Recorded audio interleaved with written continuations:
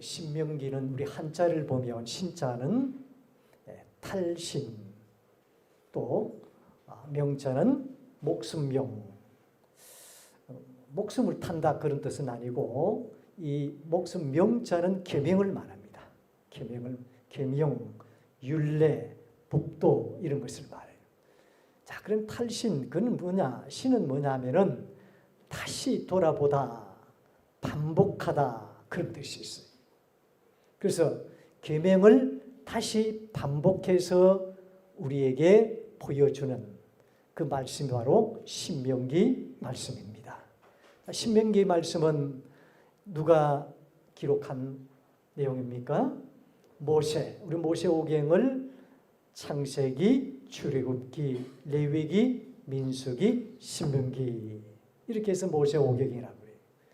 자, 신명기는 맨 마지막에 나온 건데, 자, 이 기록을 모세가 했는데 모세가 말년에 노년기에 고별 설교로 앞으로 이제 가나안에 입성할 다음 세대들에게 명령하는 율례다. 그렇게 우리 쉽게 말씀을 들을 수 있습니다. 그 다음 세대에게 허락하실 율례, 계명, 법도 이것을 말씀하는 거예요. 광야에서 이제 원세대는 다 죽었죠. 이제 다음 세대들이 이제 가나안에 입성하는데 가나안 땅에서 이렇게 저렇게 살아라 하고 어떻게 살 것인가, 어떻게 율법을 지킬 것인가, 왜 지켜야 되는가, 이런 것을 모세가 고별 설교, 설교를 통해서 그들에게 설명하는 그런 내용이 신명기다. 그렇게 말씀을 드릴 수 있습니다. 오늘 24장 본문에서 보면 자, 객과 고아와 가부. 자, 고대 시대 때도 마찬가지고 지금도 우리나라도 마찬가지죠. 우리나라는 잘 살기 때문에 조금 피부로 느끼는 것이 조금 약합니다만 옛날에 우리 어릴 때도 객이 있었고, 객이라는 것은 뜨돌이 방랑자를 말해요. 또 그리고 거지도 그게 포함이 되는 거예요. 피를 먹는 사람들 있죠. 그런 분들이. 그 다음에 고아는 부모가 없는 자식들을 말합니다. 부모가 없는 아이들. 객과 고아와 가부, 남편을 잃은 그런 여인들. 그때 당시 가장 열악한 상황 속에서 살아갈 수밖에 없었던 사회적인 소외된 그런 계층의 사람들이 객과 고아와 가부들이. 자, 오늘 본 말씀 보니까 곡식이든지 감람나무든지 포도든지 그것을 따고 수확한 후에 남은 것은 절대로 집에 가지 말고 그것을 뭐하라? 남겨두라는 거예요. 왜 남겨둡니까? 그때 당시 가난한 자들, 또 사회적으로 가장 소외된 계층에 있었던 아주 가난한 객과 고아와 가부, 이런 자들에게 허락하는 것입니다. 이것은 하나님의 사랑과 공의를 우리에게 보여주는 것입니다. 우리 하나님은 누구도 사랑한다는 거예요. 절대 차별하지 말고 선입견 가지 말고 편견을 가지고 가난한 자들을 보지 말라는 거예요. 하나님은 그 가난한 자들도 객과 고아와 가부와 같은 사회적으로 소외되고 많은 사람들에게 돌림받는 그런 사람들도 전부 하나님은 다 챙기셨어요. 이게 하나님의 사랑이고 자비고 긍휼이고 공의라는 거예요. 하나님은 공의의 하나님이시고 사랑의 하나님이시다 하는 것을 오늘 본문에서 말씀을 하고 있습니다. 오늘 19절 보면 네가 밭에서 곡식을 벨 때에 그 한 뭇을 밭에 잊어버렸거든 다시 가져오지 말고 나그네와 고아와 가부를 위하여 남겨두라. 그리하면 네 하나님 여호와께서 네 손으로 하는 모든 일에 복을 내리시리라. 자, 19절 보면 곡식. 자, 여러분 이스라엘 그 중동 지역에 가보신지 모르겠습니다만 우리 집사람도 다녀왔는데 영훈이도 다녀왔는데 거기는 빵을 지금도 빵을 만들어서 먹는 주식이 빵이에요. 여기서 곡식은 밀을 말하거든요. 밀, 보리 이런 걸 말하는데 자, 그들이 주 곡식이 주 식량이 떡이니까 밀떡이니까 그래서 밀가루를 만들어야 되면 이 곡식이 필요한 것이죠. 그 다음에 20절에 보면 감람나무예요. 감람나무는 다시 말하면 올리브 나무를 말해요. 올리브 나무. 이 기름. 그때 당시 이 빵을 구우려면 기름이 필요하고 또 식용으로 기름이 필요한 것입니다. 그래서 올리브 나무, 감람나무. 그 다음에 이제 21절에 보면 포도. 이 포도주도 만들고 포도즙도 만들고 그때 당시 아주 이 이스라엘 민족의 중동 지역에는 아주 유용한 그런 식량이에요. 식량.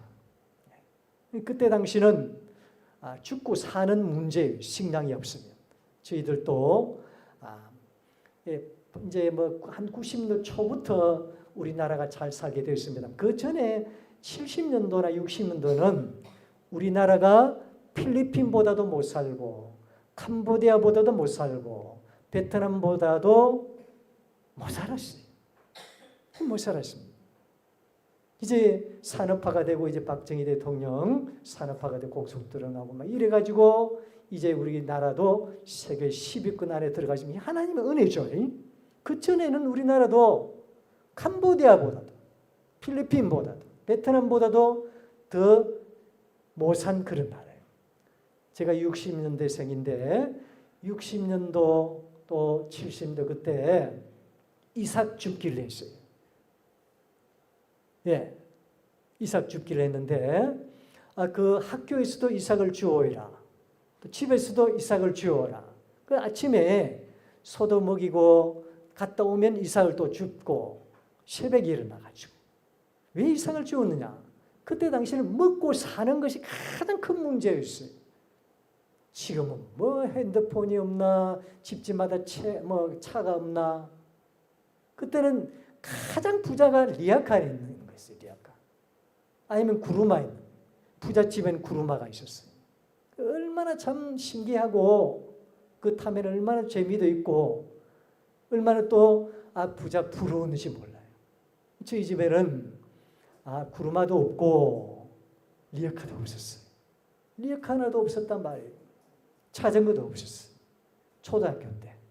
예. 그래가지고 이삭을 항상 주워오라 그래요. 이삭을 주워오라. 이삭을 주워오라는 거예요. 그 이삭을 주워온 이유가 뭐냐면은 이 논이 적고 우리 집에는 뭐 그렇다 보니 가난하게 살다 보니까 그것을 이제 모아가지고 빻아가지고 식량도 하고 남는 것은 돈을 사기도 하고. 노장님은 저하고 비슷한데도 뭐 저하고는 차이 많이 날 겁니다. 아마. 맞죠? 성주에서 뭐 참외, 말면은 뭐 참외뿐만 아니라 막 없어요. 그럼 지게지고. 좀 비슷하네 그런 거죠. 그때 이삭 줍기도 해보셨습니까? 많이 했구나. 해보라 하고 그죠? 참 우리 노집사님하고 저하고 좀 통통할 거 뭐 한두 살 밖에 차이 안 나니까. 우리 재영 장로님 에이구 그거 가지고 그건 이것도 옛날 어린 것들이 하는 거 아닙니까? 더 힘드셨죠? 제가 힘든 걸 말한 게 아니고 이삭 줍는 거 얘기하게 하려고. 이삭을 줍는데 부잣집이 이제 구루마가 있었어요. 소구루마가 있었는데 그 구루마에 한 짐 싣고 갑니다. 가다가 집단이 하나 떨어지잖아요. 저는 한 번도 떨어졌습니다 이야기 안 했어요. 그냥 지나가는 대로 그러면 그걸 살짝 주워가지고 여기까지 가지고 비로포대 이어가지고 집에 오면 얼마 아버지 엄마가 좋아하는지 몰라요. 그런 줄 모르고 많이 주었다고. 옆집에 영철이하고 저하고 이제 주우러 갔는데 저는 한 푸대 주웠는데 그는 반 푸대도 못 주웠어요. 너는 왜 한 푸대 됐냐? 주웠다 생각 안 했죠. 그 단을 갖다 떨어뜨리고 가면 그 뒤에 따라가다가요.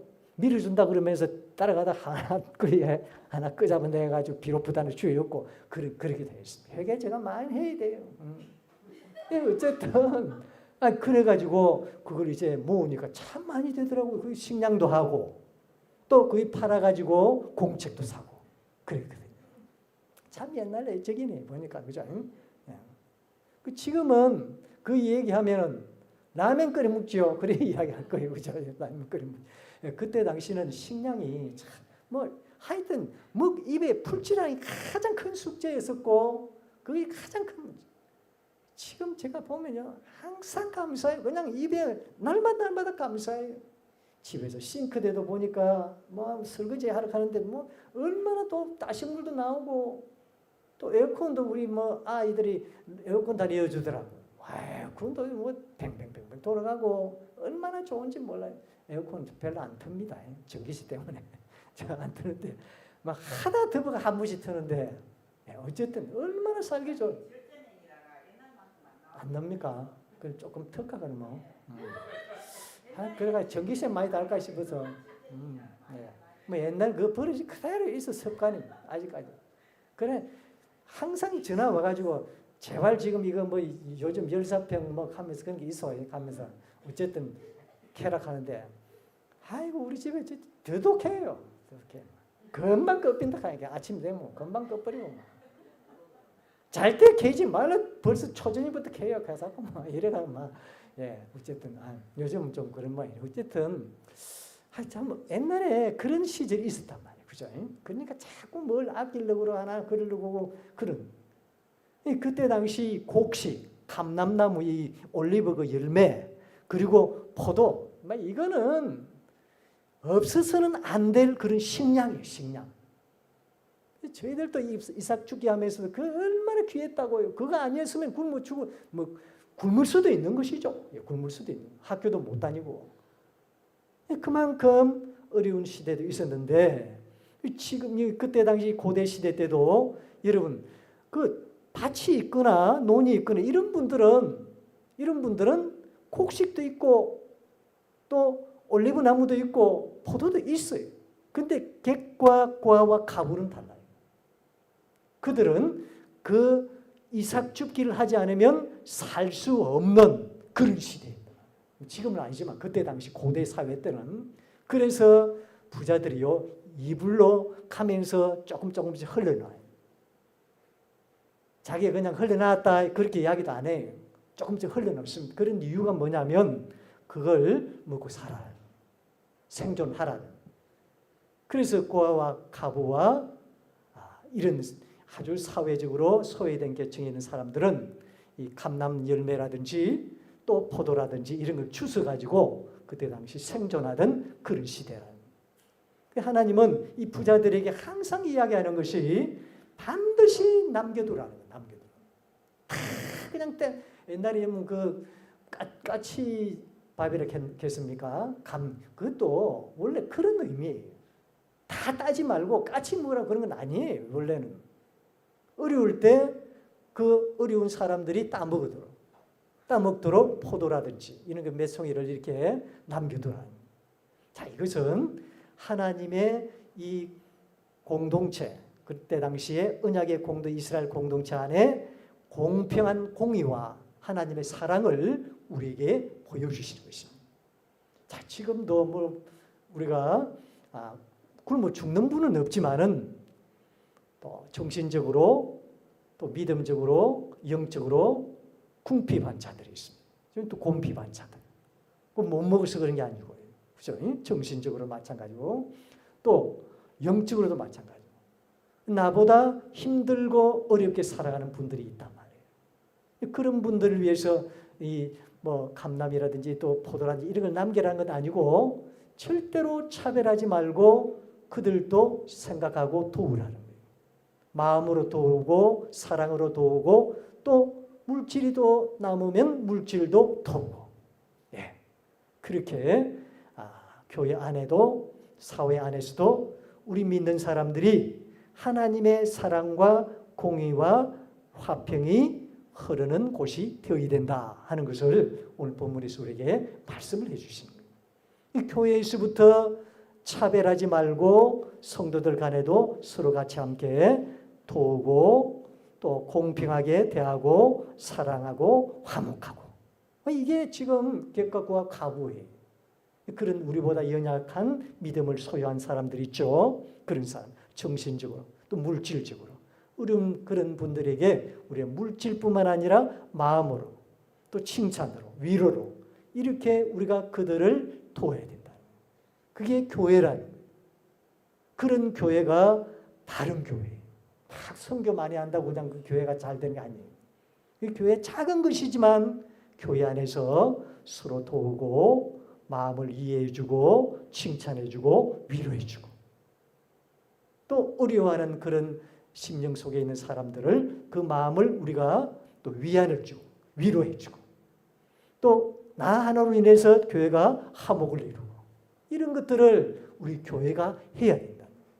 이 하나님의 사랑과 자비, 긍휼, 공의가 흐르는 곳이 교회가 되어야 된다는 것입니다. 오늘 본문의 말씀처럼 가장 연약하고 우리보다도 믿음이 없고 또 정신적으로 물질적으로 영적으로 나약한 자들을 위로하고 돌보고 또 칭찬해주고 배려하고 그래서 우리 교회가 하나님의 사랑과 공의가 흐르는 화평한 그런 교회가 될 수 있기를 주의 이름으로 축원합니다.